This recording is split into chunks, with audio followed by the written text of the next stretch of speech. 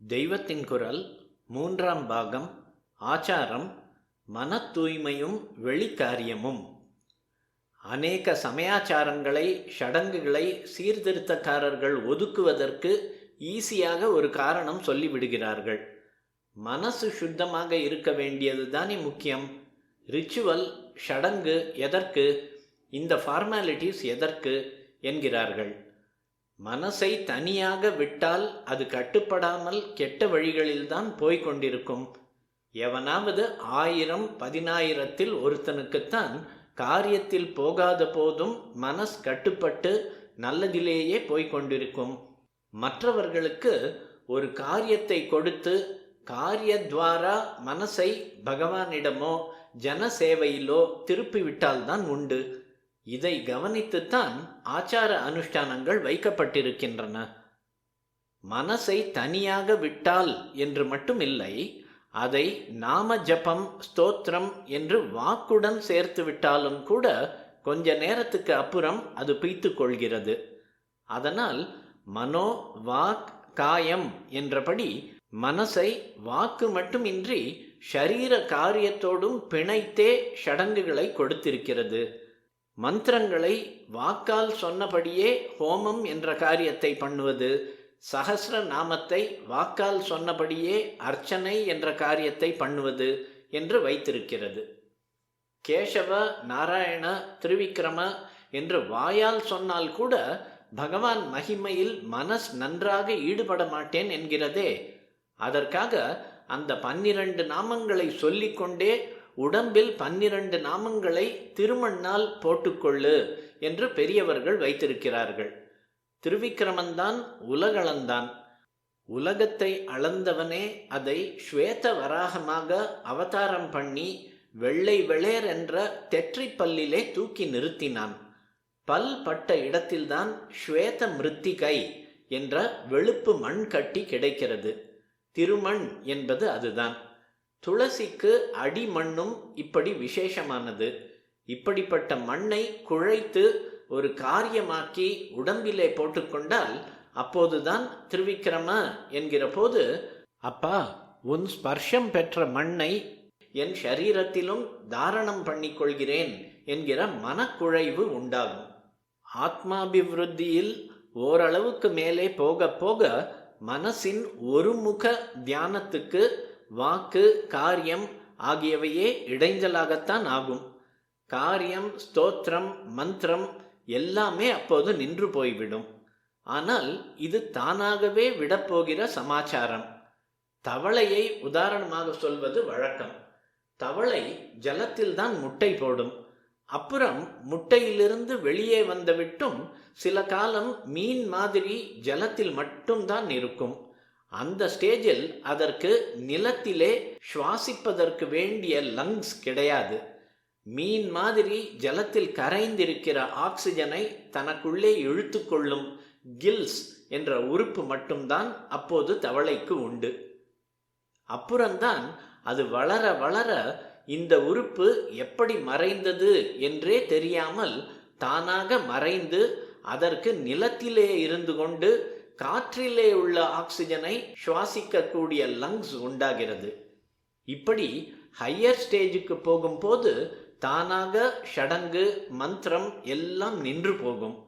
அதற்காக ஆரம்பத்திலேயே இதெல்லாம் வேண்டாம், மனஸ் சுத்தம் போதும் என்றால் அது தவளை முதலில் ஜலத்தில் இருக்கும் போதே லங்ஸ் தான் வேண்டும் என்று தனக்கு இருக்கிற சுவாச அவயவத்தையும் விட்டால் என்ன ஆகும்? உயிரையும் விட வேண்டியதுதான். வெளி சின்னங்கள், வெளிக்காரியங்கள், வெளி வித்தியாசங்கள் இவற்றின் மூலம்தான் உள்ளே ஒரு அடையாளமும் காரியமும் பேதமும் இல்லாமல் ஆகிற நிலைமையை அடைய முடியும். குறிப்பு: இவ்விஷயம் தெய்வத்தின் குரல் முதற் பகுதியில் கர்ம மார்க்கம் என்ற பிரிவில் உள்ள பல உரைகளிலும் முதல் 2 பகுதிகளிலும் வர்ண தர்மம் பற்றியுள்ள அநேக உரைகளிலும் விரிவாக விளக்கப்பட்டுள்ளது.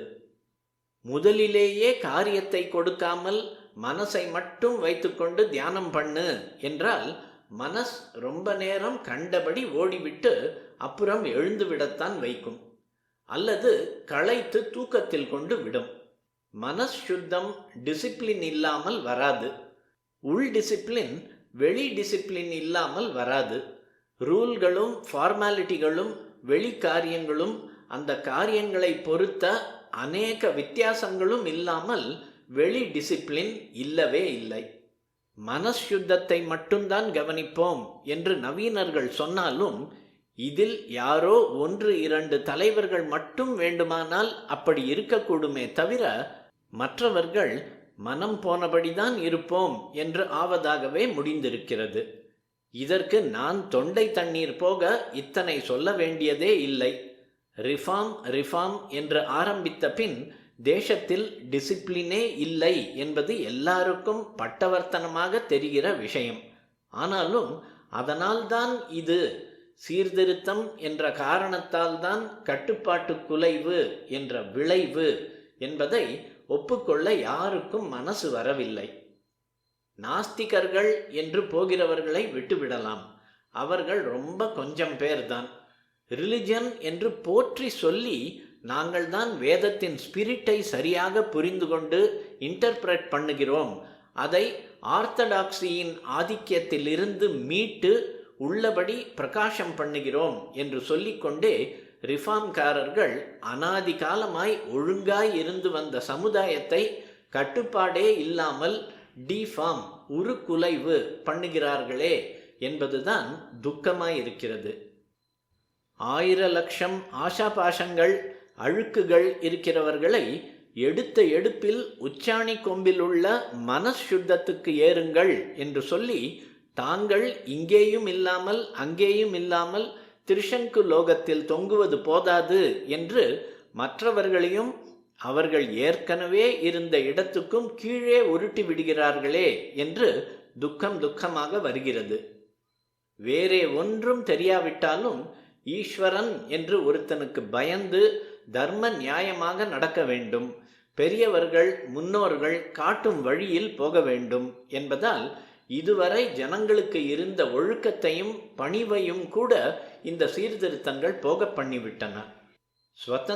ஸ்வதந்திரம் என்று சொல்லி எல்லோரையும் ஸ்வபாவமாக வினய குணம் உள்ள நம்முடைய நல்ல பொது ஜனங்களை மமதையில் கொண்டு தள்ளி இருப்பதுதான் சீர்திருத்தவாதிகள் செய்திருக்கிற கைங்கரியம். யாரும் யாருக்கும் அடங்க மாட்டோம் என்று ஆக்கியிருக்கிறார்கள்.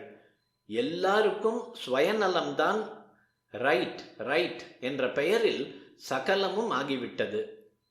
ஆனபடியால் நாங்கள் ஹிந்து மத அபிமானிகள்தான், நாங்கள் தான் நிஜமான ஹிந்து மதத்தின் அபிமானிகள், we are for religion என்று சொல்லிக்கொண்டே இவர்கள் காரியத்தில் சாஸ்திர விரோதமாக எதை வேண்டுமானாலும் செய்வோம் என்று போகிற வரையில் இவர்கள் பிரச்சாரம் செய்வது இர்ரிலிஜியன், மத விரோதம்தான்.